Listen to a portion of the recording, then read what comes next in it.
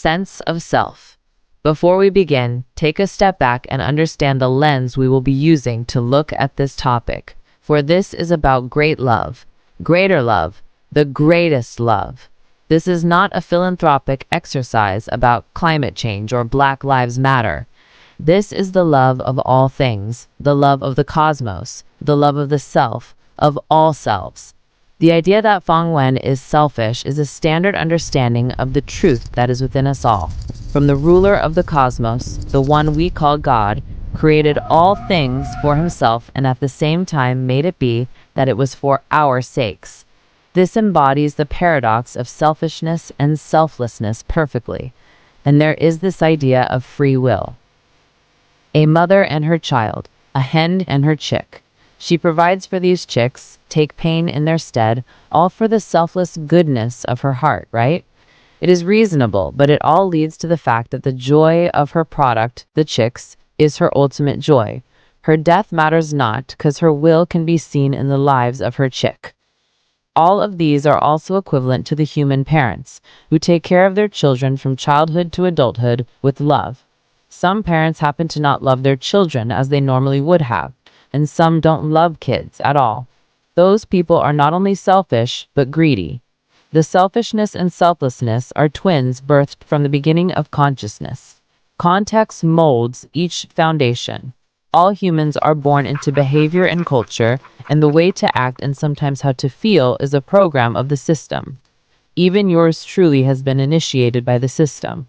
For this is not a bad thing. For this initiation was deemed good and proper by my parents or guardians, so as to you. For all of these are perspectival. In all actions, conscious or subconscious, is made by us, for our personal gains. Fang Yuan is a certain scholar from Earth that happened to be in the Gu world by the power within and beyond the heavens. He was the epitome of kindness, one could say naive. He saw disappointment, he saw cheating, he saw the human real nature, beyond the persona. Then he learned that true kindness is helping oneself, and in doing so, if it helps another or does not, matters not. Any outcome will be later worked out by him. He also learned to love everything as they come, because every living and non-living being is part of the process, chasing their Daos or ghosting in the path to it. Be it stones, flowers, ant, humans, spirits, they are all same. They all want to persevere. Why do people persevere? Because among them, some persevered because of responsibility, some persevered because of hatred, some persevered because of excitement, and some persevered because of love. There's always a reason for that pollination, that stone that happens to roll on the floor, that bird poop that happened to land on your head. Every being is part of the system.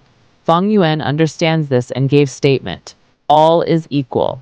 If you are looking this from the perspective of philanthropism, of course you would be obfuscated because as humans we only care about us, for now. This is only because the mores and rules of the agreed society bind our nature to an extent, because even humans were once livestock to themselves. It should be noted that the viewers are humans, and this perspective shift is not a state to be recognized and passed on to the world we live in. For this perspective is only meant to see the grandeur of reverent insanity and its liaising with the human world. It is fiction-wise and educative-driven. Be cautioned, for Fang Yuan is without a sense of self, which none of us can acquire in any lifetime. Now we have understood the view of great love, let us dive in. The most popular sin committed by great love. The bear feed. Fang Yuan feeds a girl to a starving bear, and the whole web novel verse became crazed like they have even smelled crazed demon cave. I laugh. Isn't murder a norm in the cultivation world? Let's say it is the method of death that was the issue. Let the Omniarch enlighten your weak minds. Fang Yuan needed a gu, and that method was the best. He performed an ethical triage. Could someone be smarter in that state? No. All of his plans and secrets would have flooded if he made any mistake. It was perfect. And as a human, I felt sad, for this is not just about Fang Yuan, but about the side characters and the relation to context, their cues, their behavior and attitude to this paradoxical nature of the world. Heed this. Fang Yuan folded his arms as he observed Gu Yu Yao Lei's expression, thinking of a Buddhist saying on earth, without a sense of self, without a sense of person, to be detached of all living things, detached of the sense of time. Void is the red skull and white bones, skin and flesh.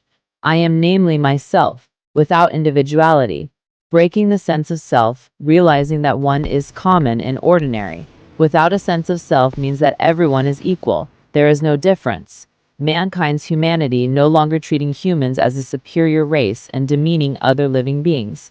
Without a sense of person means that the world is equal. There is no difference. Fang Yuan slaughters his entire bloodline and family members to refine a gu. Yes, he did. But it's not just that. He didn't just do this because he felt it the way it sounds. So pale. For I tell you, it was a calculating move that was so brilliant your eyes would pop out while reading.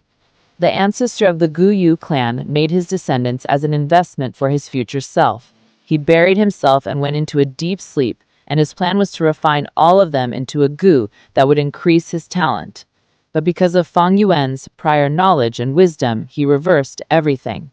For Fang Yuan knows almost everything, but not the results. Everything, as in their nature. The villagers never believed him, and they never will. Fang Yuan never cared, because they are already people that have betrayed his trust in human relations. He never cared. And even I felt annoyed. And yes, I was happy they all saw their ends in Fang Yuan's hand, rather to that evil ancestor.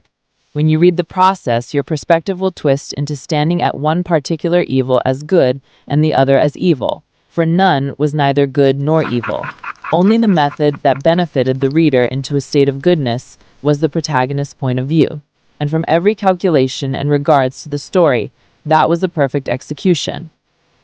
And in the process, he turned a dying man into a woman that could live for centuries. Great Love, by Ning Bing.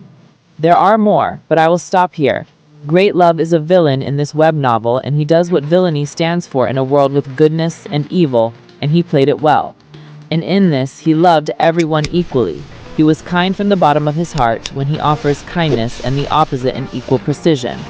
He accepted the gay community of the Gu world, the hairy men, the ink men, and many other variables of the Gu world.